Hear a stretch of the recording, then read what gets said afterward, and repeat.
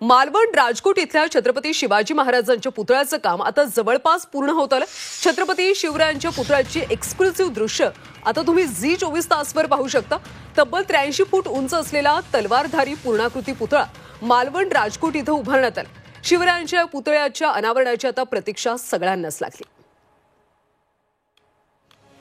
मालवण राजकोट इथल्या छत्रपती शिवाजी महाराजांच्या पुतळ्याचं काम आता जवळपास पूर्ण झालं। छत्रपती शिवरायांच्या पुतळ्याची ही एक्सक्लुसिव्ह दृश्य आहे। तब्बल 83 फूट उंच असलेला तलवारधारी पूर्णाकृती पुतळा मालवण राजकोट इथं उभारण्यात आला।